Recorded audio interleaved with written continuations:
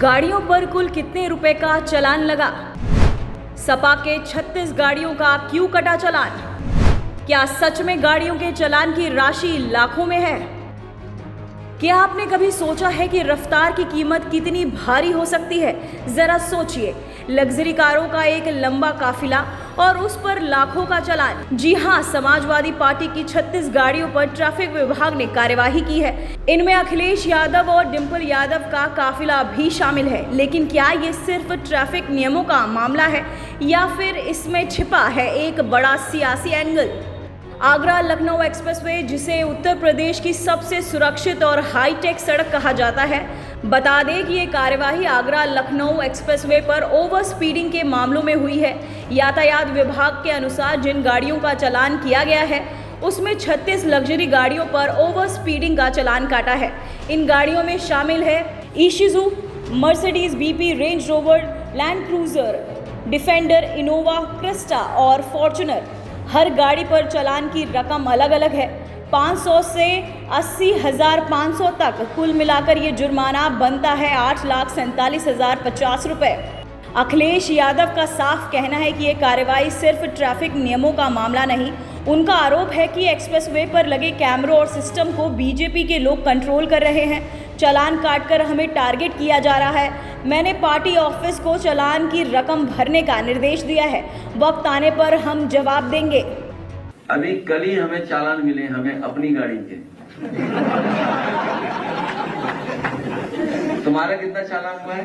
ये 20,000 की चालान है। और बस हमारे सोचो कितना चालान होगा, बताओ है कितना होगा चालान?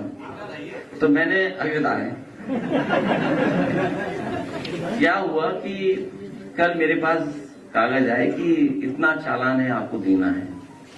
तो मैंने पलट के कागज भी नहीं देखा, और इसलिए नहीं देखा कि सरकार ने चालान किया है, उनके पास कैमरा होगा और उनके कैमरे में हमारी गाड़ी आई हुई होगी।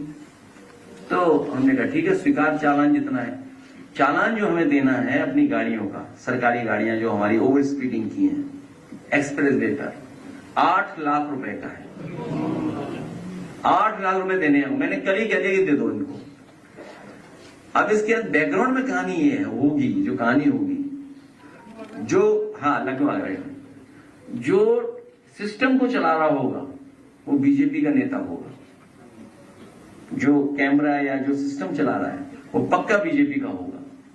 मैं वो ट्रेस करूंगा कि वो बीजेपी का है कि किसका, जानबूझ के हमारी गाड़ियों का चालान कटवा रहा है। नहीं, पूरे काफिले का है। मैं कहूँ तो अगर कहो ऑफिस मंगाओ, जरा चालान के कागज मंगाओ, तो बताओ इस बेचारा गरीब आदमी है। हम तो चलो इंस्टीट्यूशन से दे देंगे, पॉलिटिकल पार्टी का है, चलो हम तो पार्टी कार्यालय से देंगे, क्योंकि पार्टी से कोई चालान हुए गाड़ियां पार्टी के नाम पर है। क्योंकि सरकार की जो गाड़ियां हैं वो ऐसी चल ही नहीं सकते, उसमें जो दी थी हमें। नहीं, वो तो गाड़ी जानबूझ के सीज की होगी और पूरा पुलिस पैसा वसूल रही है। अब जरा समझिए ये पूरा सिस्टम कैसे काम करता है। आगरा लखनऊ एक्सप्रेसवे पर हाईटेक स्पीड कैमरे और ऑटोमेटिक सेंसर लगे हैं। जैसे ही कोई गाड़ी तय लिमिट से तेज चलती है, उनका नंबर प्लेट रिकॉर्ड हो जाता है। फिर डेटा सीधे ट्रैफिक विभाग के सर्वर में पहुंचता है और चालान जनरेट हो जाता है। इस बार जिन गाड़ियों की स्पीड लिमिट क्रॉस हुई उसमें ज्यादातर लग्जरी XUV शामिल थी। यानी बात सिर्फ 1-2 गाड़ियों की नहीं बल्कि पूरे काफिले की है। आपको याद दिला दें, आगरा लखनऊ एक्सप्रेसवे को अखिलेश यादव की सरकार की सबसे बड़ी उपलब्धियों में गिना जाता है। 2016 में जब ये एक्सप्रेसवे लॉन्च हुआ था तो दावा किया गया था कि ये देश की सबसे सुरक्षित और तेज सड़क होगी। लेकिन अब वो एक्सप्रेसवे अखिलेश यादव और उनकी पार्टी के लिए मुश्किलें खड़ी कर रहा है। 36 गाड़ियों पर अलग अलग चालान, मिनिमम 500, मैक्सिमम 80,500। यानी अगर इसे औसतन निकाला जाए तो हर गाड़ी पर लगभग 23,500 का जुर्माना। ये सिर्फ रकम का मामला नहीं बल्कि एक बड़ा इमेज बेल्ट है, क्योंकि सपा इसे राजनीतिक कह रही है और बीजेपी इसे कानून का पालन। आगरा लखनऊ एक्सप्रेसवे पर समाजवादी पार्टी की गाड़ियों पर हुआ ये चालान सिर्फ ट्रैफिक नियमों का मामला नहीं रहा। लाखों का जुर्माना, लग्जरी गाड़ियों का काफिला और उसके बाद उठी सियासी बहस ने इसे बड़ा मुद्दा बना दिया है। अखिलेश यादव ने चालान भरने के निर्देश तो दे दिए, लेकिन साथ ही साफ कर दिया कि वे इस कार्यवाही को राजनीति से जोड़कर देख रहे हैं। अब जुर्माना अदा होगा, गाड़ियां फिर सड़कों पर दौड़ेंगी। तो अब बड़ा सवाल, क्या अखिलेश यादव सही कह रहे हैं कि एक्सप्रेसवे पर बीजेपी का सिस्टम काम कर रहा है? अब देखना यह होगा कि क्या ये मामला यहीं खत्म होता है या आने वाले दिनों में इसका असर सियासी माहौल पर भी पड़ सकता है।